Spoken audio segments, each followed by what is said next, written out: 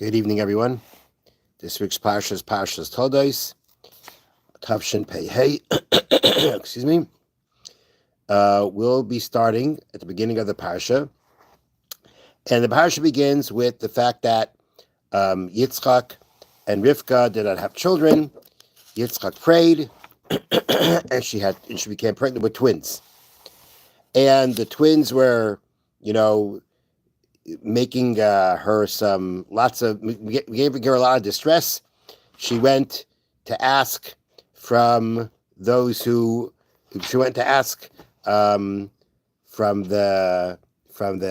spiritual, not exactly to describe it, but she went to speak to those who were able to tell her what's going on, people spiritually great enough to tell her what's going on. They told her she has two different types of children that will two different nations will come out from them. So the first one comes out completely developed, so to speak, hair all over his body. They called him Eusav, which comes from the word made. And then his brother came out holding onto the heel of the first brother who came out, and therefore they called him Yaakov. So now we will start learning from Perek Chaf Hey, chapter 25, Pasuk Chav Zayin, verse 27. Vayigdalu hana'arim, and the lads grew up. Vayhi Esav ish yatzayid ish sadeh, and Esav was one who knew hunting, a man of the field. The Yaakov ish tam, Yaakov was a wholesome man. Yoshev v'yeholim is sitting in the tents. Rashi points out that until when they were younger, meaning before they became adults, Jewish adults, you really couldn't tell the difference between them. But once they hit that age of Yud Gimel Bar Mitzvah, that age of adulthood, they went on their separate paths. Esau went on his path of being a hunter, and Yaakov went on his path of being someone who sits in tents, meaning one who studies Torah. Okay. Now, there is a fascinating medrash on that talks about this word, Vayigdalu hana'arim. And it's a medrash that actually gives us a very interesting insight into Esav. Now, the medrash focuses on the word Vayigdalu hana'arim. Literally means that the young lads grew up. They became adults, or at least adults in Jewish terms of bar mitzvah. But they grew up. The word gadol literally means gadol. Gadol. What? Gadol. What does gadol mean? Gadol means big, large, right? We call an adult a gadol. He's become bigger, right? When you want to talk a person who is great, who has greatness, you use the word gadol. So there is a medrash, not here in this week's parsha, but a medrash in the book of Yeshua, the book of Joshua. And we're not going to focus too much on the verse itself, but on what the Medrash says on the verse. Now, the verse is talking about the cities conquered in Israel by Yeshua, by Joshua, V'shem Chevron, and talks about the city of Hebron, famous city of Hebron. V'shem Chevron lefanim, the name of the city of Hebron originally was Kiryas Arba. The city of, literally translated, it would sound like the city of four. And if you remember, back in last week's Parsha, when Abraham buys, the Maras HaMachpelah in Hebron, it mentions that it's Kiryas Arba hi Hebron. In Yeshua, it refers to it the same way, and it says that originally it was called Kiryas Arba. But it was called Kiryas Arba, let me read you the pasuk. V'shem Hebron lefanim Kiryas Arba. The name of Hebron originally was Kiryas Arba. We'll call it the city of Arba. Ha'adam hagadol banokim, who was the great man amongst the giants. Meaning Arba was actually a name of someone. That was his name, Arba. Yes, there are other midrashic interpretations as to why it's called Arba, because of the number 4. But in the simple interpretation, it's called Kiryas Arba. That was the name of the person. There's a name of a person that the city was named after, and this Arba was Ha'adam HaGadol Banokim, the great man amongst the giants. He was the greatest of the giants, of these very large people that used to exist. Okay, we're not going to get into that. That's not important for us. But the Medrash focuses on the words Ha'adam Hagadol Banokim, the great man amongst the giants. And it actually tells us that the words Adam and Gadol are referring to great men, to great spiritual men. Says the Medrash, and this is actually brought down in what's called Yalkut Shimoni. Yalkut Shimoni is a collection of different Medrashim. They have it on the Torah, and they also have it on the Anach, on the books of the prophets. And the Yalkut Shimoni cites a Medrash that says like this, on the word Ha'adam Hagadol, the great man. Adam, the word Adam refers to a great man. Take a guess. Which great man is Adam? Great man? Yeah. Moshe. No. Ha'adam Hagadol. The word Adam. Who would be referred to as Adam and who's Gadol? Who's great? Great man? Adam Harishon, the first man. But why really he great? He was. It's created by Hashem. Not by hate. No, by greatness. You're right. Right now, we're not talking about physical height or anything like that. Because Right. The Midrashic interpretation is talking about Gadol. Thank you, pointed out.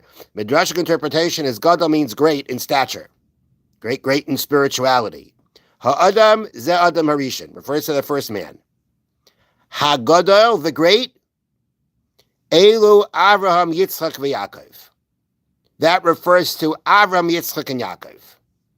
And the Medrash then continues to show us where in the Torah the word Gadol is used in regard to Avram, Yitzchak, and Yaakov. And because in the Torah we find the word Gadol used in relation to Avram, Yitzchak, and Yaakov, so the word Gadol in that verse refers to them. Okay, so now the Medrash says, where do we find the words Gadol by Avram, Yitzchak, and Yaakov? So by Avraham, who Omer Hashem Merachas Adoni Ma'od Vayigdol. Eliezer says in last week's parasha, Hashem blessed my master. Hashem blessed my master very much, and he became great. Now again, in the context of the pasuk, it means riches.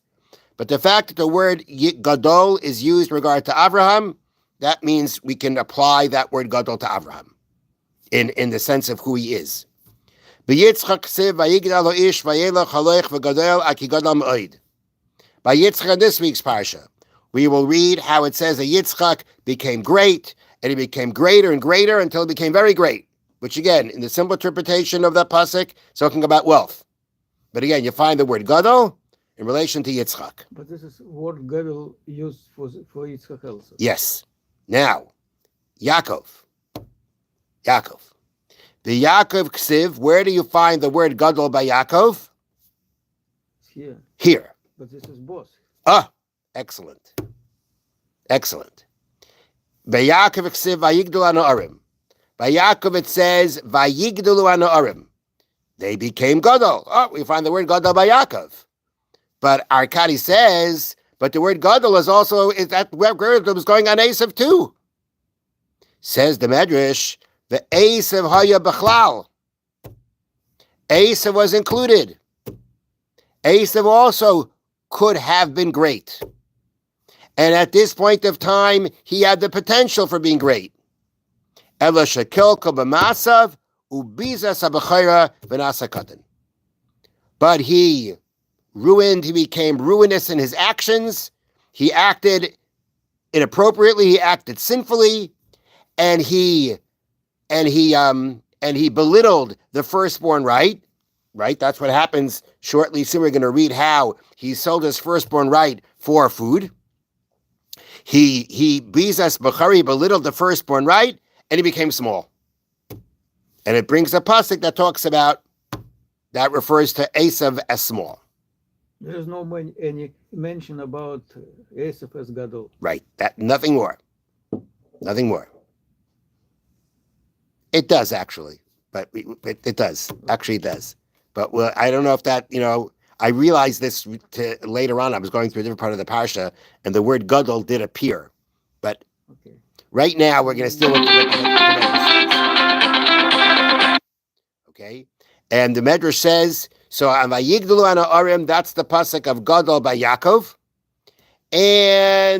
But it says about Eusav too. Says the Medrash, he was included. He should have been Gadol, but he ruined himself with his act. But he sinned. His actions became ruinous, so to speak, and he belittled the firstborn right, and that made him small. So the Medrash tells us about Eusav that Eusav had the potential to be Gadol. He had the potential to be great. And as many of the commentaries point out,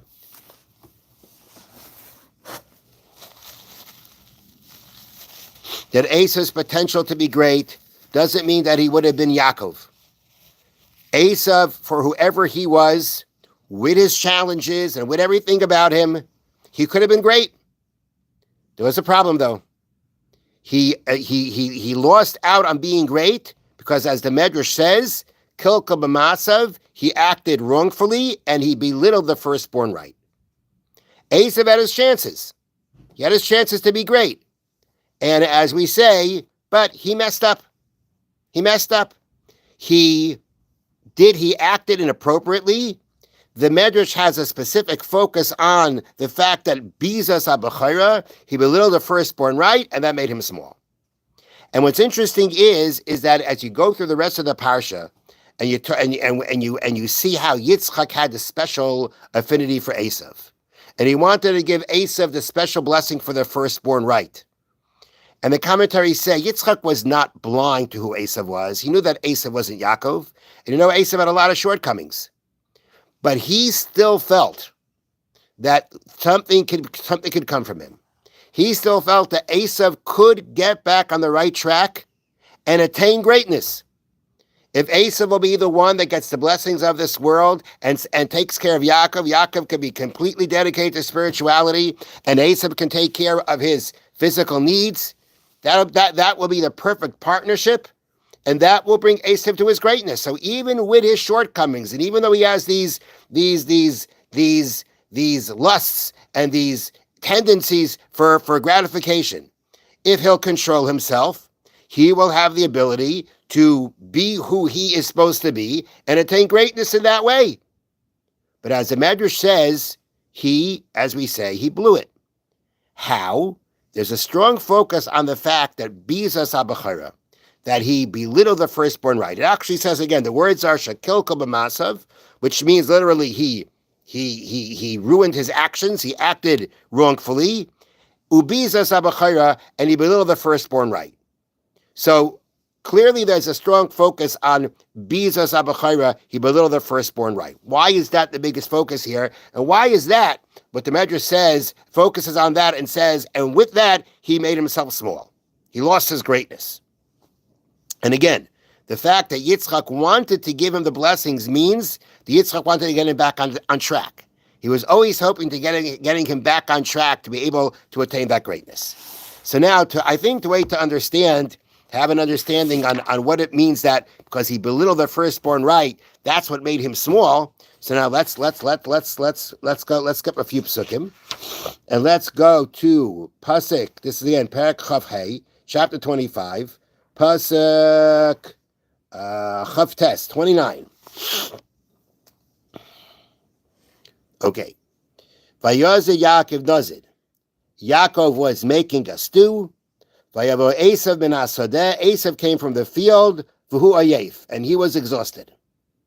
Vayomer Eusav el Yaakov. Eusav said to Yaakov, Haliteni na min ha'adayim hazeh.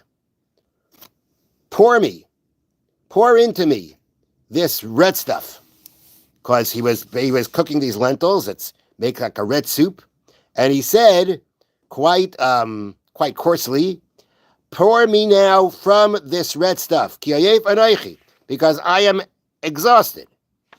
Meaning, I got to eat something. I am exhausted. I need something to eat. Edom, Torah brings down, and therefore he called his name Edom.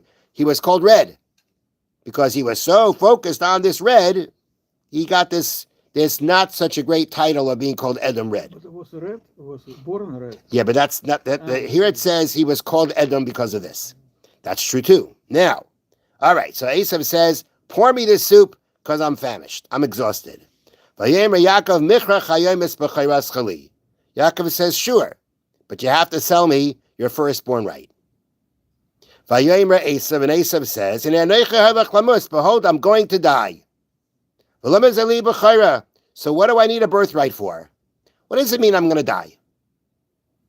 What did that mean? I'm going to die. Was that Esav saying, if you don't give me to eat, right, I'm gonna die on the spot. So, what's the purpose of the firstborn right if I'm going to die on the spot? No, Is that what it means? No. What does it mean? He's hunting. Says the commentary of the Rashbam. Rashbam was the grandson of Rashi. Rashbam says that Esav was making a calculation. He says, hold on, I'm going to die. What do I do for a living, right? I'm a hunter, right? I go after the wording that the Rashbam says is, every day I go out to hunt wild animals in the forests, that are found there. Dubim, bears, arayas, lions, v'chayas reis, and wild animals, right? How does it go? Lions, tigers, and bears, oh my. That's how it goes, right? Okay. So bottom line, he's saying that's what I do. My life is on the line. I live on the edge, right? My whole day is I'm spending going after wild animals, right? And I am very much in danger of dying. So what's the point of me waiting for the firstborn right after our father dies? There's a good chance I'm not going to get there anyway. So I might as well have this bowl of soup because I'm really hungry. Okay? That was his response. So a lot of people assume, and maybe there are commentaries to say this, but the Rashbam is saying, Yosef was not saying, I'm going to die, was not because I am so hungry now, I'm going to die. He was hungry. Very hungry, right? But he says, I'm going to die is because that's where I'm heading. There's a good chance I'm going to die because of my profession. So what's the point of waiting for something I probably have a good chance I'm not going to get? I might as well take the bowl of soup now. All right. Yaakov says, we continue, Pasuk Lamed Gimel 33. Yaakov said, Hishavali kayoim, swear to me like the day. And he swore to him. And he sold the firstborn right to Yaakov. Yaakov nasan Esav, and Yaakov gave to Esav lechem bread, and this lentil stew. He ate, he drank, he got up, and he went. And Esav belittled the firstborn right. What are those last four words coming to say exactly? Says the Rashbam that the Pasuk is saying like this. When it says Vayivez Esav, when it concludes and Esav belittled the firstborn right, says the Rashbam, what this means is because at the end he had regret for doing it. As it says later on in the parsha, when Yaakov disguises himself as Esav and he gets the blessings from his father instead of Esav. Esav says, Yaakov tricked me twice. Es b'chayrasi lakach. He took my firstborn right. What do you mean he took your firstborn right? You just said it was not even worth having. So the answer is that very often, he thought, hey, he gets the blessings from Yitzchak, he's going to get the firstborn right back. Well, guess what? Didn't happen. And he regretted it. He regretted the fact that he said that he took that he sold the firstborn right. The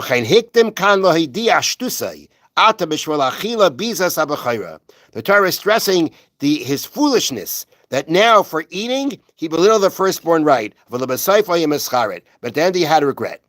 So Vayivez Esav es Abachayra means to say the Torah is stressing Esav got up and he left and he belittled the firstborn right, meaning he's going to regret it. He's going to regret what he did. He's going to realize that he gave up a future destiny for eating. He's going to realize that. What he did here now was not just this kind of calculation. He's going to regret it because he himself is going to realize that he gave up his destiny just for some food. And again, he was really hungry. He was very hungry. But at the end of the day, he's going to realize, the Torah is telling us now, that what Esav did right now is, he gave up so much for so little. So much for so little. That's what Torah is stressing about Eusav. After he was done eating, he was no longer hungry. At that point in time, he could have said, that wasn't such a great deal. Can I, let's talk about this deal. Apparently, He didn't care about that. Apparently, at that point of time, he didn't. What he cared about was the prize. He didn't want the firstborn. He wanted the prize. Well, right now, what the Rashbam is saying is that right now, your point is well taken. He got up and he left. Now he didn't have the regret. Now he was okay with the deal. He was still in that mode of, I'm going to die anyway. What's the point of waiting? I have a good chance I'm not going to make it. But later on, he realized it was a foolish thing to do. Now, with this, perhaps now we can explain why the Medrash is so focused on the fact that when he belittled the firstborn right, he made himself small. Because if you're not going to have enough self-control, right? You're not going to have enough self-control to not give up your future for a present gratification. If you're going to be willing to give up so much of your future just to be able to eat, no matter how hungry you are, then you're small. That's how you become small.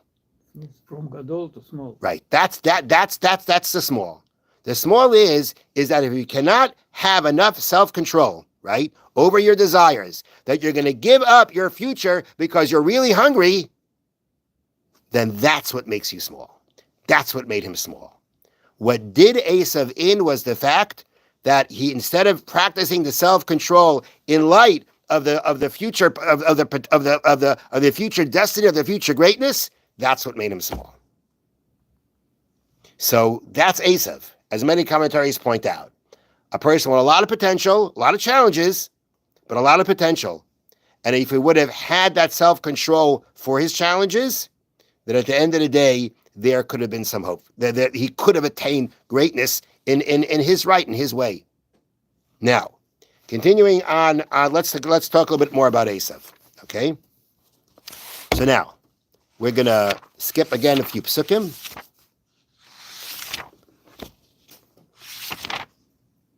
And we're going to go to, this is Parak Chavav, chapter 26, Pasuk Lamed Daled, verse 34.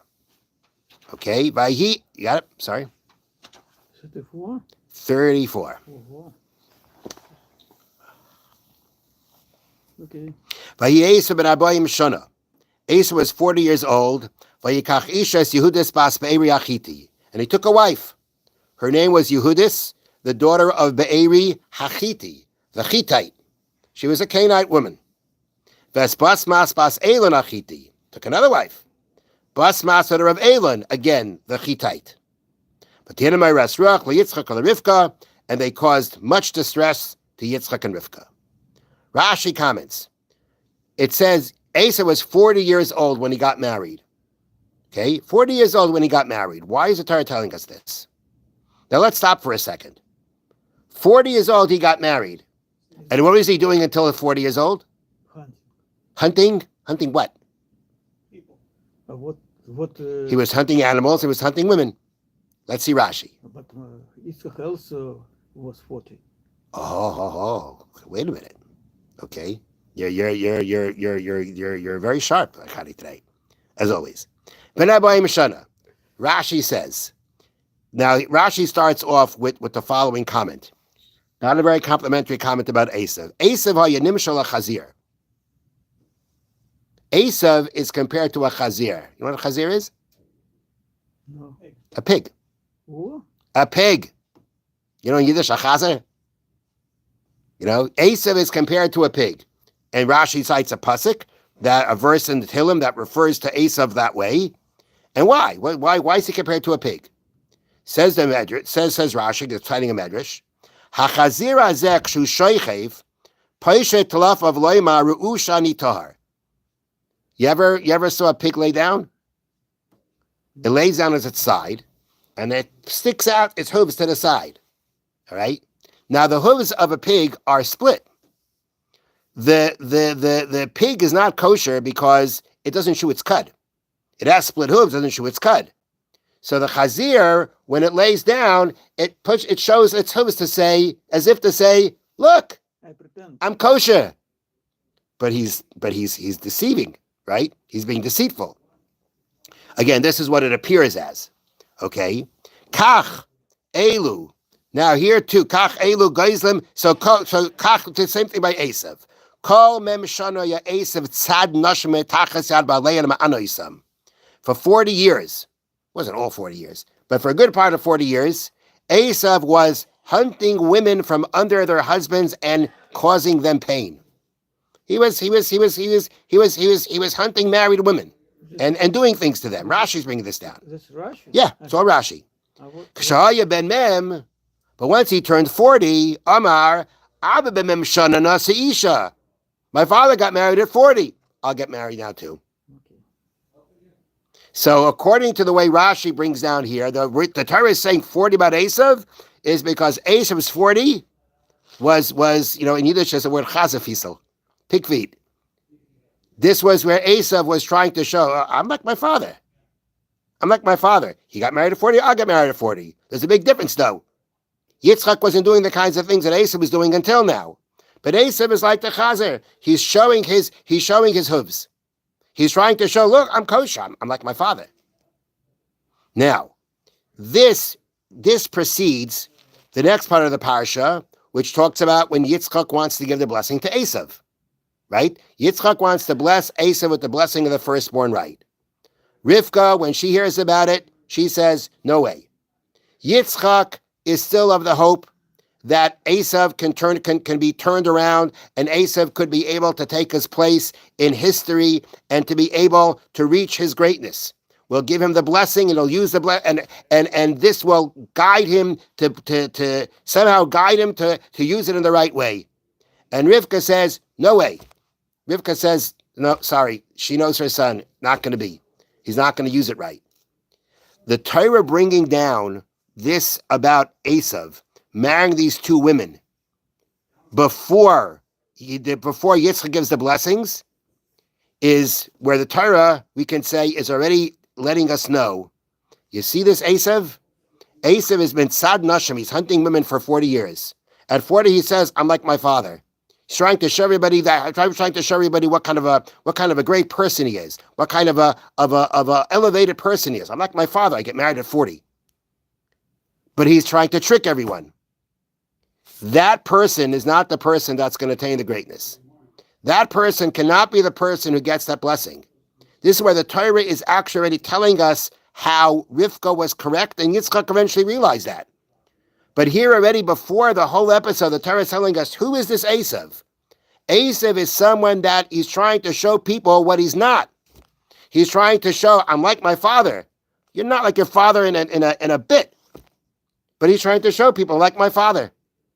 A person who's that kind of deceitful, a person who tries to show everybody that he's right, more righteous than he is, he's really not righteous and trying to show he's righteous. That's not the person who's going to be able to attain the greatness that of his potential. That's not the person who's going to have that kind of self-control and a change of ways by which he could, in his way, attain greatness. That he can receive the blessings of Yitzchak and do something with it in a positive way and attain greatness. Not Eusav. Eusav is small. He's small because he belittled, because he gave up so much just for eating. And he's small because of the fact that he's trying to deceive people about what he is. And even more than that, I have a question for you. What do you think? This chazer, right? Let's go back to the chazer, right? Pig. The pig, right? Who's trying to show everybody he's kosher. What does he think? Does he think he's kosher? Or is he just being deceitful? Maybe he doesn't know anything about that. So, again, in an allegorical way, right? In a mushal way, many people who at one point are deceitful can start believing it. They can start believing it. They can start believing that, yeah, I have greatness to me. I'm going to mount my father. Yeah, that's me. Completely ignoring their background and who they are. So again, whether you say Eusav is just being deceitful or with his being deceitful, he actually believes that, either way, this is not the person who's going to be able to have the self-control to be able to attain that greatness that he potentially can, because his priorities are completely messed up. And therefore, instead of being gadol that he could be, he's cut and he's small. Thank you for listening. Have a wonderful evening.